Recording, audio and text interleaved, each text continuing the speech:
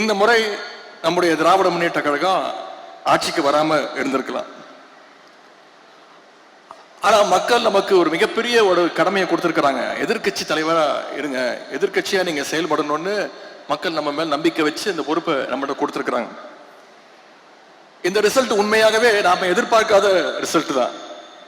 நாம மட்டும் இல்ல, தமிழ்நாட்டு மக்கள் எதிர்பார்க்காத ஒரு ரிசல்ட் தான். ஏன் இன்னும் சொல்லப்போனா இப்ப இருக்கக்கூடிய முதலமைச்சரை எதிர்பார்க்காத ஒரு ரிசல்ட் தான். களத்துல யாரு உண்மையான எதிரிங்கிறத தெரியாம இல்லாத எதிரியோட சண்டை போட்டிருக்கிறோம். அதை நம்ம புரிஞ்சுக்கிட்டு தான் ஆகணும். எங்க மிஸ் பண்ணிட்டோங்கிறத தெரிஞ்சுக்கணும். அப்பதான் நம்முடைய தவறை திருத்திக்கிட்டு அடுத்த முறை உண்மையான எதிரி யாருங்கிறத கண்டுபிடிச்சு அதுக்கு தகுந்த மாதிரி நம்முடைய செயல்பாடுகளை செஞ்சோம்னா நிச்சயம் வெற்றி பெறுவோம். சேப்பாக்க திருவள்ளியின் தொகுதி மட்டும் இல்ல, தமிழ்நாடு முழுக்க உண்மையான எதிரி யாருன்னே தெரியாம களமாடி இருக்கிறோம். அங்கதான் நம்ம மிஸ் பண்ணிட்டோம். மக்கள் மீது ஓவர் கான்பிடண்டா இருந்துட்டோம்.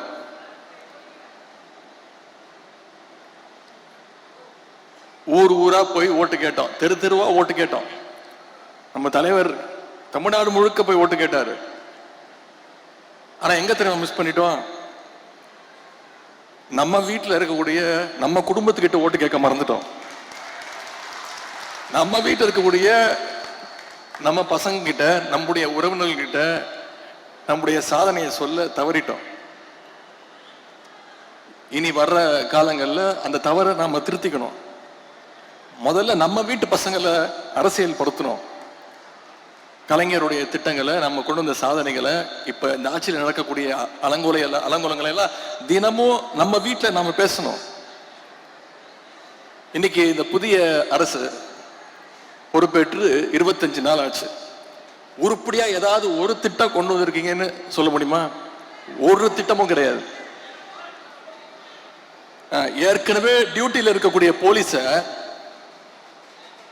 வெறும் ஸ்டிக்கரை மாத்தி, போலீஸ் வேனுக்கு வெறும் ஸ்டிக்கரை மாட்டி சிங்கப்பெண் திட்டம் அப்படி ஒரு திட்டத்தை கொண்டு வர போறோம் சொல்லி அதையும் கொண்டு வர முடியாத நிலைமையில தான் இன்னைக்கு இந்த ஆட்சி நடந்துகிட்டு இருக்கு.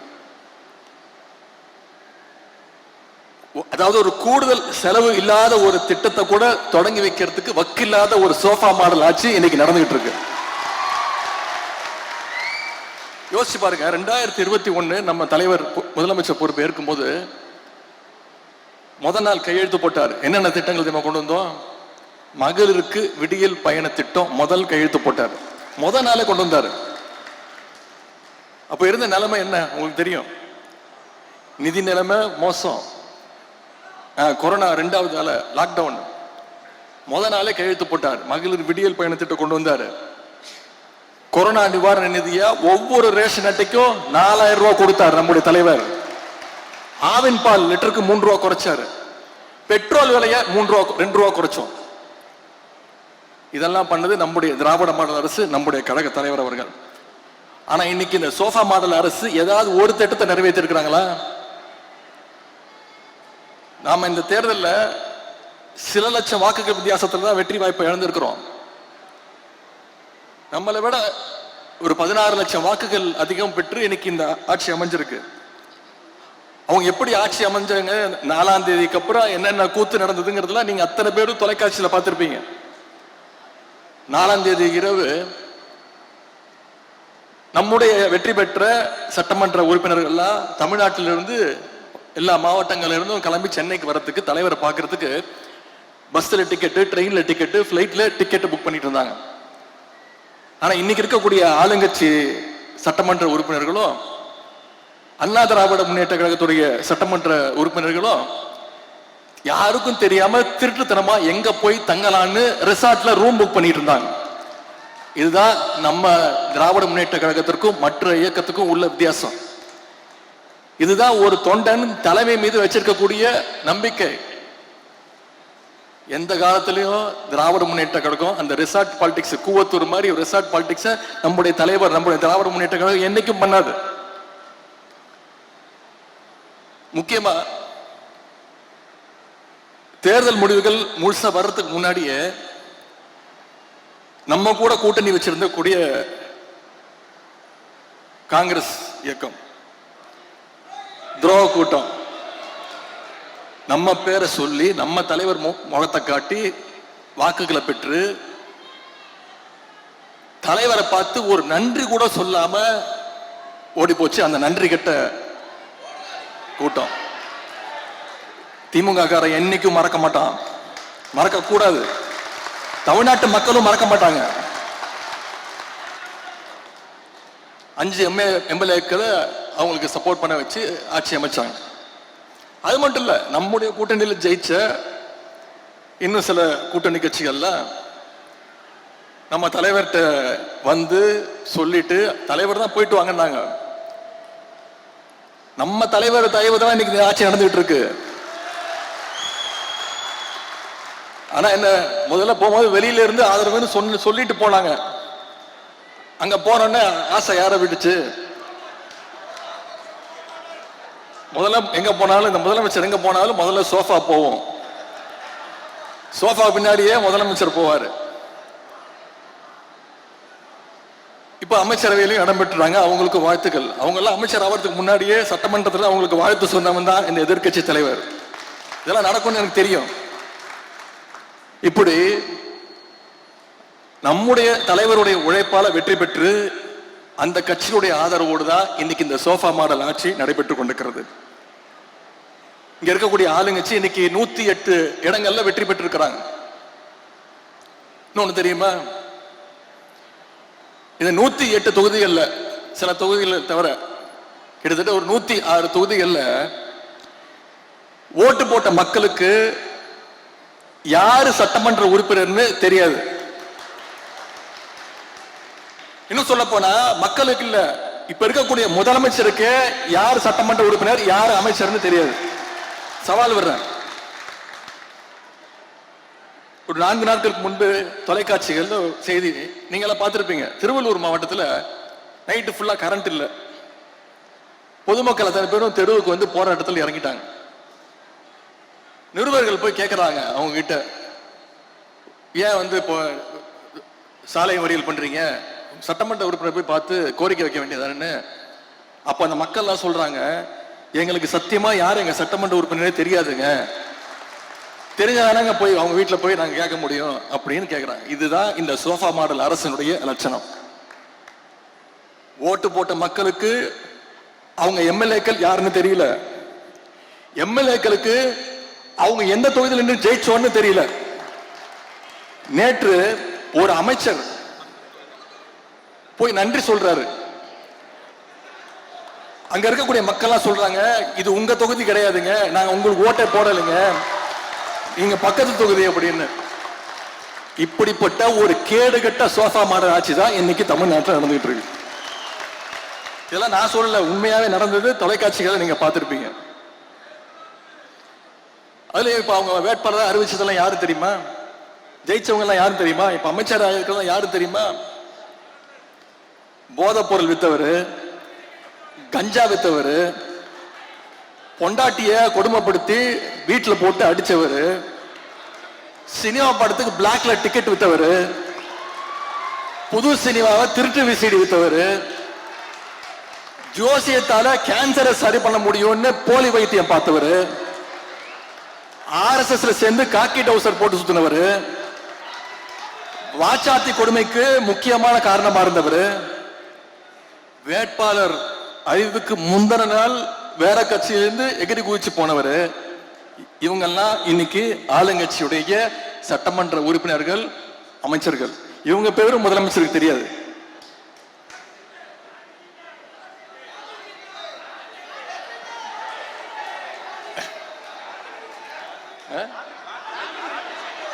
அது வேற இருக்கா, லாட்டரி டிக்கெட் வித்தவர.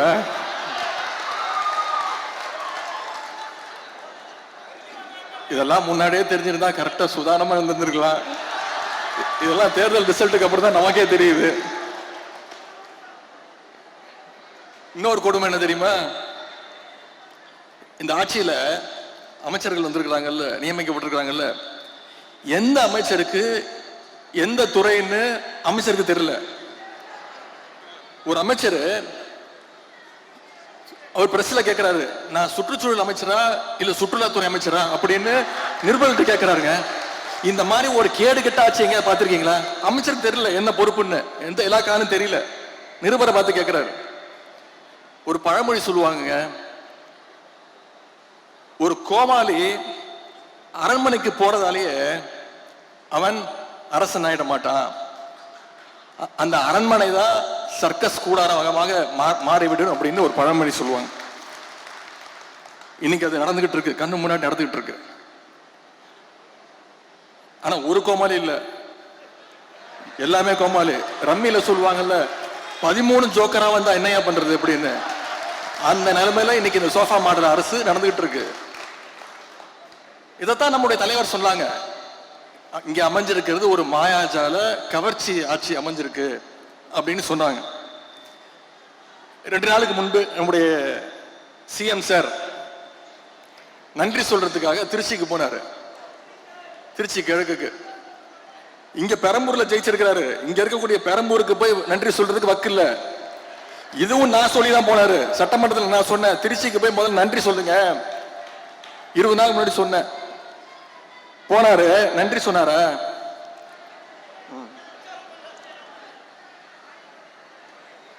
பொதுவா ஒரு முதலமைச்சர் ஆனதுக்கு பிறகு நம்முடைய தலைவர் இந்த 5 வருஷத்துல எந்த மாவட்டத்துக்கு போனாலும் அந்த மாவட்டத்துக்கு புது திட்டங்களை போய் அறிவிப்பாங்க. ஏதாவது ஒரு திட்டத்தை அறிவிச்சாரா? திருச்சிக்கு போனாரு, ஏதாவது திட்டத்தை அறிவிச்சாரா? ஒரு திட்டமும் கிடையாது. திருச்சி கிழக்குல இன்னும் 6 மாசத்துல இடைத்தேர்தல் வரப்போகுது. அதுக்கான பிரச்சாரத்துக்காக போயிட்டு அவர் எப்ப வாயை திறந்தாலும் அவர் வாயிலிருந்து வர வார்த்தை ஒன்னே ஒண்ணுதான், எல்லாத்துக்கும் காரணம் திமுக தான். திருச்சியில் அவர் பேசுற பேச்சை கேட்டு இன்னைக்கு தமிழ்நாட்டு மக்கள் தலையில அடிச்சுக்கிறாங்க. இவரெல்லாம் ஒரு முதலமைச்சரா தேர்ந்தெடுக்குமே இன்னைக்கு தலையில அடிச்சுக்க ஆரம்பிச்சுட்டாங்க. சொல்றாரு, அதுல கோபம் வருது அவருக்கு. கவர்ச்சியால தான் ஆட்சிக்கு வந்தீங்கன்னு என்ன பார்த்து சொல்றாங்க அப்படின்னு முதலமைச்சருக்கு, சிஎம் சாருக்கு கோபம் வருது. சரி, கவர்ச்சியில் ஜெயிக்காம நீங்க எதை வச்சு ஜெயிச்சீங்க சொல்லுங்க பாப்போம். ஏதாவது ஒரு 2 காரணம் சொல்லுங்க பாப்போம். கலைஞர் மாதிரி இந்திய எதிர்ப்பு போராட்டத்தில் கைது பண்ணி போராட்டம் பண்ணி ஜெயிலுக்கு போயிட்டு வந்தீங்களா? சரி, எங்க தலைவர் மாதிரி மிசா கொடுமையில 1 வருஷம் உள்ள இருந்து வந்தீங்களா? கட்சி ஆரம்பிச்சே 2 வருஷம் தான் ஆகுது. மாநில உரிமைகளுக்காக என்னைக்காவது குரல் கொடுத்திருக்கிறீங்களா? ஒன்றிய பாஜக அரசு ஏதாவது குரல் கொடுத்திருக்கிறீங்களா? பின்ன வேற எதை வச்சு நீங்க ஆட்சிக்கு வந்தீங்க? ஏதாவது ஒரு போராட்டம் பண்ணிருக்கீங்களா? எல்லாத்தையும் விடுங்க, தமிழ்நாடு முழுக்க போய் மக்களை சந்திச்சு உங்க கொள்கை என்னன்னு சொல்லி ஓட்டு கேட்டீங்களா? உங்க வேட்பாளர் பேர் உங்களுக்கு தெரியுமா? எதுவுமே தெரியாது. இதைத்தான் எங்களுடைய தலைவர் அவர்கள் கவர்ச்சி அரசியல் எங்களுடைய தலைவர் அவர்கள் சொன்னாங்க. அது மட்டும் இன்னொன்னு சொல்றாரு, அவர் வாயில நல்லா வந்துருமா? வாயில என்ன வரும்? தமிழ்நாட்டு மக்கள் வாயில நிறைய வரும். தமிழ்நாட்டு மக்கள் காத்துக்கிட்டு இருக்காங்க, இந்த முதலமைச்சர் வாயில ஏதாவது ஒரு நல்ல வார்த்தை வருமா அப்படின்னு, ஏதாவது ஒரு திட்டங்கள் வருமான்னு இன்னைக்கு காத்துக்கிட்டு இருக்காங்க. இது வரைக்கும் உருப்படியா ஒன்னும் வரல. எந்த பிரச்சனையை கேட்டாலும் திமுக வெர்சஸ் தாவேகா, எதை பத்தி கேட்டாலும் திமுக செய்கின்ற சதி. இப்படிப்பட்ட ஒரு முதலமைச்சரை இன்னைக்கு தமிழ்நாட்டு மக்கள் தேர்ந்தெடுத்துட்டாங்க. நம்ம முடிவை நம்ம ஏத்துக்கிட்டு தான் ஆகணும். அது மட்டும் இல்ல, தூரசக்தி, ஓரசக்தி, பாரசக்தின்னு நம்முடைய திரைப்பட இயக்குனர் திரு டி ராஜேந்தர் மாதிரி ரைமிங்கா டயலாக் பேசுறாரு. திமுகவுக்கு வயசு 75, பவள விழா ஆண்டு தாண்டி போயிட்டு இருக்கிறோம். திமுக நாங்க பார்க்காத வெற்றியும் கிடையாது, நாங்க பார்க்காத தோல்வியும் கிடையாது. எவ்வளவு பெரிய தோல்வியா இருந்தாலும் மீண்டு எந்திரிச்சு வருவோம். எங்க தலைவர் எங்களை அப்படிதான் ட்ரெயின் பண்ணியிருக்கிறாரு. ஆனா எந்த காலத்திலையும் திமுக மக்களை விட்டு தூரமா நின்னதே கிடையாது. இன்னைக்கு உங்க கூட ஒட்டிக்கிட்டு இருக்குது காங்கிரஸ் கட்சி. 1976ஆம் ஆண்டு எமர்ஜென்சி கொண்டு வந்துச்சு தமிழ்நாட்டில். அப்ப தமிழ்நாட்டில் திமுக ஆட்சி, கலைஞர் தான் முதலமைச்சர். அப்போ எங்க ஆட்சியே போனாலும் பரவாயில்ல, எமர்ஜென்சியை எதிர்ப்போன்னு மக்கள் கூட நின்ன கழகம் திராவிட முன்னேற்ற கழகம். என்னைக்கும் மக்களை விட்டு தூரமா பயந்து பார்த்து யாருக்கும் பயந்து ஓடுற கூட்டம் கிடையாது நம்முடைய திமுக. பயங்கிறது உடன்பிறப்புகளுடைய பிளட்லயே பயங்கர வார்த்தையே கிடையாது. இன்னும் கொஞ்ச நாள்ல மக்கள் பார்க்க போறாங்க யார் தூரமா நிக்க போறது, யார் ஓட போறது அப்படிங்கறத மக்கள் விரைவில் தெரிஞ்சுப்பாங்க. இப்பதான் 25 நாள் தான் ஆச்சு. இன்னைக்கு ஒரு அரசு விழாவில், தமிழ்நாட்டு அரசு விழாவில் தமிழ்தாய் வாழ்த்து 3வது இடத்துக்கு போயிருச்சு. இத ஓரமா நின்று வேடிக்கை பார்த்தது யாரு? திருவள்ளுவருக்கு மீண்டும் காவி பெயிண்ட் அடிக்க ஆரம்பிச்சுட்டாங்க. இத பத்தி பேசுறதுக்கு வக்கு இல்லாம பயந்தாங்கோலியா இன்னைக்கு ஓரமா நின்று வேடிக்கை பார்த்துட்டு இருக்கிறது யாரு? இன்னைக்கு கர்நாடகா முதலமைச்சர் திரு DK சிவகுமார் அவர்கள் சொல்றாரு, இவ்வளவு நாள் திமுக ஆட்சியில் இருந்தது, அதனால மேகதாது அணையை பத்தி நம்மளால பேச முடியாம இருந்துச்சு. இன்னைக்கு திமுக ஆட்சியை விட்டு போயிடுச்சு, இனிமே நமக்கு கவலை கிடையாது, மேகதாது அணையை கட்டுவோம் அப்படின்னு சொல்லும் போது அதை பத்தி எதிர்த்து குரல் கொடுக்க கூடாத ஒரு வக்கு இல்லாத ஆட்சி இன்னைக்கு யார் நின்று வேடிக்கை பார்த்துட்டு இருக்கிறது? இப்படி நாளுக்கு நாள் தமிழ்நாட்டில் தொடர்ந்து பாத்தீங்கன்னா அந்த 25 நாள் எவ்வளவு கொலைகள், கொள்ளைகள், பாலியல் பலாத்காரங்கள் தொடர்ந்து வந்துகிட்டு இருக்கு. குழந்தையிலிருந்து பாட்டி வரைக்கும் பாலியல் வன்கொடுமையால எல்லாரும் பாதிக்கப்பட்டு இருக்கிறாங்க. இதை பத்தி எல்லாம் பேசினா முதலமைச்சர்களுக்கு கோபம் வருது. என்ன தெரியுமா சொல்றாரு? 6 மாசம் சும்மா இருப்பேன்னு சொன்னீங்களே அப்படின்னு அழுகுறாருங்க. 6 மாசம் சும்மா இருப்பேன்னு சொன்னீங்கல்ல, இப்பெல்லாம் பேசலாமா அப்படின்னு புலம்புறாரு. நீங்க பொய் வாக்குறுதிகள் நிறைய கொடுத்தீங்க, அப்பவே சொன்னோம் இதெல்லாம் நிறைவேற்ற முடியாதுன்னு. அதை செயல்படுத்துவதற்கா உங்களுக்கு 6 மாசம் டைம் அப்படின்னு எங்க தலைவர் சொன்னாரு. எவ்வளவு பொய் வாக்குறுதிகள்! நான் சட்டசபையில பேசினேன், நிச்சயம் உங்களால நீங்க கொடுத்திருக்கக்கூடிய வாக்குறுதிகளை நிறைவேற்ற முடியாது, அவகாசம் எடுத்துக்கோங்க. ஆனா தமிழ்நாட்டு மக்களை ரொம்ப நாள் ஏமாத்தாதீங்க.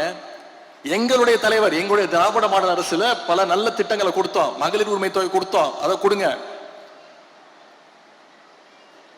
முதலமைச்சர் காலை உணவு திட்டம் கொடுத்தோம், அதை கொடுங்க.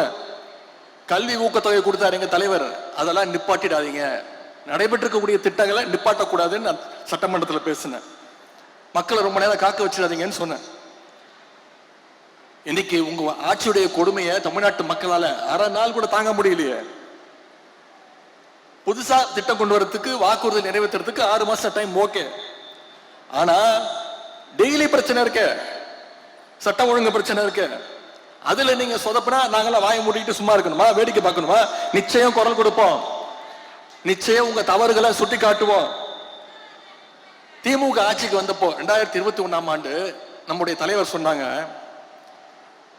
எங்களுக்கு வாக்களிக்காத மக்களும் திமுகவுக்கு வாக்களிக்காம விட்டுட்டோமே, தவறு செஞ்சிட்டோமே அப்படின்னு வருந்துற அளவுக்கு எங்களுடைய ஆட்சி அமையும், ஆட்சி நடத்துவோம் அப்படின்னு நம்முடைய தலைவர் சொன்னாங்க. ஆனா இன்னைக்கு உங்க ஆட்சியில உங்களுக்கு ஓட்டு போட்டவங்க கூட ஐயோ தெரியாம இந்த கட்சிக்கு ஓட்டு போட்டுட்டோமே அப்படின்னு வருந்தக்கூடிய அளவுக்கு உங்களுடைய ஒவ்வொரு நாள் செயல்பாடும் இன்னைக்கு நடந்துட்டு இருக்கு. ஆட்சி அமைப்பதற்கு குதிரை பேரம் நடத்தலன்னு முதலமைச்சர் அவருக்கு தானே சர்டிபிகேட் கொடுத்துக்கிறாரு. என்னென்ன நடந்துச்சுன்னு தமிழ்நாட்டு மக்கள் பார்த்தாங்க. மன்னார்குடி எம்எல்ஏவை என்ன பண்ணீங்க? அந்த கட்சி தலைவருக்கே தெரியாம கடத்திட்டு போய், அப்ப நீங்க பண்ணதுக்கு பேர் என்ன? இது பேர் என்ன தெரியுமா? தூய சக்தியா. இதுக்கு பேர் தூய சக்தியா? நாரசக்தி. அது மட்டும் இல்ல, இப்ப என்ன தெரியுமா சொல்றாரு? மற்றும் சில பேரா, பேரை சொல்ல கூட வெக்கப்படுறாராம். மற்றும் சில பேர் அல்லு சில்லு கட்சி. நான் கேட்கிறேன், அப்புறம் அல்லு சில்லு கட்சி தானே, அப்புறம் எதுக்கு அவங்க எல்லாம் போய் தனித்தனியா போய் பார்த்து சால்வ போட்டு போட்டோ எல்லாம் எடுத்தீங்க? எதுக்கு சோஃபா செட் அமிச்சிங்க? இப்ப கடைசியில் அவங்களையும் காட்டி விட்டாரு. ஒரு படத்துல கவுண்டமணியும் செந்திலும் இளநீ வியாபாரம் பண்ணிட்டு இருப்பாங்க, ஞாபகம் இருக்கா? Goundamani owner, Senthil assistant. எதிர்க்க வடிவேல் ஒரு கடை போடுவாரு. செந்திலுக்கும் வடிவேலுக்கும் ஒரு அண்டர்ஸ்டாண்டிங் ஆயிடும். என்ன பண்ணுவாரு, ஒரு இளநியா கயிறு கட்டி கவுண்டமணிக்கு தெரியாம பின்னாடி வழியா பின்னாடி அப்படியே அமுச்சுக்கிட்டே இருப்பாரு. இதை வச்சு வடிவேலு பெரிய கடை போட்டுருவாரு. இன்னைக்கு அதைத்தான் இன்னைக்கு தமிழ்நாட்டுல இந்த ஆளுகின்ற கட்சி செஞ்சிட்டு இருக்கு. ஆளுங்கட்சி எம்எல்ஏக்களை ஒவ்வொன்றா உருவிட்டு இருக்கிறாங்க. நாம பெருமையா சொன்னோம், Dravidian model, development model, $1 trillion எக்கானமின்னு பெருமையா சொல்லிட்டு இருந்த தமிழ்நாட்டை இன்னைக்கு சோஃபா மாடல் ஆக்கின பெருமை தான் இன்னைக்கு இந்த ஆட்சிக்கு உண்டு. வேற எந்த செயல்பாடும் கிடையாது, எதுவுமே கிடையாது. மக்களுக்கு இன்னும் பஞ்ச் டயலாக்ஸும் உங்களுடைய ரீல்ஸும் தேவையில்லை. அவங்களுக்கு தேவை பாதுகாப்பும் உங்களுடைய வாக்குறுதிகளும் ஸ்கீம்ஸும் தான். புது முதலமைச்சருக்கு ஒரு புதுவிதமான ஒரு ப்ராப்ளம் இருக்கு, ஃபோபியான்னு சொல்லுவாங்க. யாரு எதை பத்தி பேசினாலும் தன்னை பத்தி தான் பேசுறாங்க அப்படிங்கிற ஒரு நினைப்பு. அவரே அதை கற்பனை பண்ணிக்கிட்டு அதுலயே இருக்கிறாரு. என்ன தெரியுமா சொல்றாரு, அவர் கோட்டு சூட்டு போடுறாருல, அதை நாம கிண்டல் பண்ணிட்டோமா. நாம யாரும் அதை பத்தி எந்த விமர்சனமும் செய்யவே இல்லை. அவர் கோட்டு சூட்டு அவர் போட்டுக்கிறாரு. அதுக்கு ஒரு புதுசா ஒரு விளக்கம் கொடுத்திருக்கிறாரு. அவர் கருப்பு கோட்டு போட்டுக்கிறது பெரியாருடைய கொள்கையா. இதை விட ஒரு மோசமான உருட்டை யாராவது உருட்ட முடியுமா? உங்க ஜோசியரை அபிஷியல் கவர்மெண்ட் அட்வைசரா முயற்சி பண்ணி பல்பு வாங்கின ஒரு உண்மையான பெரியாரிஸ்ட் இருந்தாலும், நீங்க கோட்டு சூட்டு போடுறதுல எங்களுக்கு பிரச்சனையே கிடையாது. ஆனா எல்லாத்துலயும் இன்னைக்கு கோட்டை விட்டுக்கிட்டு இருக்கீங்க, அதைத்தான் நாங்க சுட்டி காட்டிட்டு இருக்கிறோம். இல்ல என்னென்ன வாக்குறுதிகள் கொடுத்தீங்க? ஏதாவது ஒண்ணு காப்பாத்துனீங்களா? முக்கியமா விவசாயிகளுக்கு பயிர்க்கடன், 5 ஏக்கர் வரை வச்சிருக்க விவசாயிகளுடைய பயிர்க்கடனை தள்ளுபடி செய்வேன்னு சொல்லிட்டு இன்னைக்கு அவங்களுக்கு பட்டநாமம் போட்டாச்சு. இன்னைக்கு அவங்க எல்லாம் தெருவில் இறங்கிட்டாங்க, போராட்டம் பண்றதுக்கு ஆரம்பிச்சிட்டாங்க. இன்னொரு பொய் வாக்குறுதி கொடுத்தாரு, 200 யூனிட் வரைக்கும் இலவச மின்சாரம் தருவோம்னு சொல்லிட்டு இன்னைக்கு என்ன சொல்றாரு, 500 யூனிட்டுக்கு மேல மின்சாரம் பயன்படுத்தி இருந்தா 200 யூனிட் ஃப்ரீ கிடையாது அப்படின்னு இன்னொரு நாமத்தையும் போட்டாரு. அது தவிர இன்னும் பல்வேறு வாக்குறுதிகள், பொய் வாக்குறுதிகள் கொடுத்திருக்கிறாங்க. என்னென்ன தெரியுமா? உரிமை தொகை மாசம் 2500 ரூபாய், ஞாபகப்படுத்திக்கிட்டே தான் இருப்போம், கொடுக்கிற வரைக்கும் விட மாட்டோம். வருஷத்துக்கு 6 சிலிண்டர், தாய்மாமன் சீர், பட்டு புடவை, தங்க செயின், இப்படி கண்ணாப்பன்னு வாக்குறுதிகள் அள்ளி வீசி இருக்கிறீங்க. மக்கள் இதெல்லாம் ஞாபகம் வச்சுக்கிட்டே இருப்பாங்க, நாங்க தொடர்ந்து ஞாபகப்படுத்திக்கிட்டே தான் இருப்போம். திமுக மேல பழிய போட்டு மக்களை மேனிபுலேட் பண்ணியிருக்கிறாரு நம்முடைய ஆளுங்கட்சியை சேர்ந்தவங்க. இந்த நிகழ்ச்சியின் மூலமா நான் சொல்லிக்க விரும்புவதெல்லாம், தமிழ்நாட்டு மக்களுக்கு ஏதாவது ஒண்ணுன்னா திராவிட முன்னேற்ற கழகம் நாங்க வேடிக்கை பார்த்துட்டு இருக்க மாட்டோம், எங்க தலைவர் வேடிக்கை பார்த்துட்டு இருக்க மாட்டார். உங்களுக்கு எதிராக குரல் கொடுப்போம், ஆளுங்கட்சிக்கு எதிராக தவறு செஞ்சீங்கன்னா குரல் கொடுப்போம், களத்துக்கு வந்து போராடுவோம். நம்முடைய முதலமைச்சர் அவர்கள் சிஎம் சார் சொன்ன மாதிரி ரீல்ஸ் பார்த்து ஓட்டு போட்ட மக்கள்லாம் இன்னைக்கு தொலைக்காட்சிகள் பார்க்க ஆரம்பிச்சுட்டாங்க, செய்தித்தாள்கள் படிக்க ஆரம்பிச்சுட்டாங்க, அசம்பிளியை லைவா பார்த்துட்டாங்க, அசம்பிளியில நம்ம எவ்வளவு ஓட விட்டோங்கிறதையும் பார்த்து ரசிச்சுட்டாங்க. இப்ப சட்டமன்ற நிகழ்வுல எல்லாம் தொடர்ந்து கவனிப்பாங்க. இந்த மாற்றமும் அவேர்னஸ் தான் உங்க வீழ்ச்சிக்கான தொடக்கம்.